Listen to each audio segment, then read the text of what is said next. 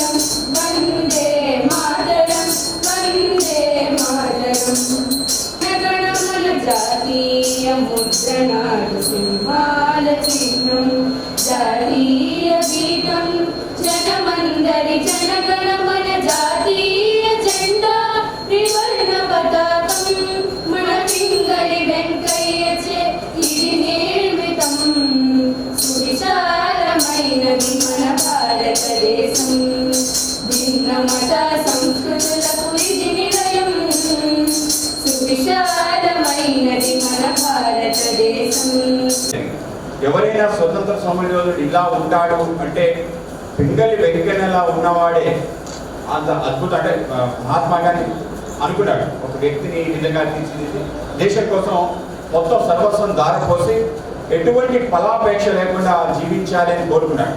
ఆ విధంగా జీవించిన వ్యక్తి పింగళి వెంకన్న. ఆ ఇంటర్వ్యూలో ఆయన అన్ని విషయాలు అడిగారు.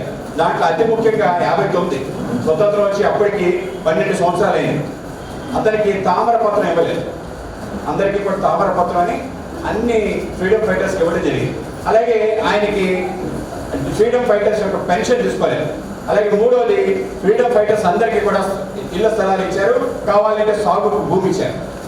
ఈ మూడు కూడా ఆయన తీసుకోలేదు. మీరు ఎందుకు తీసుకోలేదు, మిమ్మల్ని ప్రభుత్వం గుర్తించలేదా అంటే ప్రభుత్వం గుర్తించాలని నేను అనుకోలేదు. నేను స్వతంత్రం కోసం పోరాటం ఈ గుర్తింపు కోసం చేయలేదు. భారత మాత దాస్య శృంఖలాలు విమోచన చేయడం కోసం నేను పోరాటం చేశాను. బ్రిటిష్ సేనానిగా తర్వాత మహాత్మా గాంధీ యొక్క సహచర్యంతో దేశం కోసం మన ధనపూర్వకంగా ఏ విధంగా పనిచేయాలి అనేది నేను తెలుసుకున్నాను.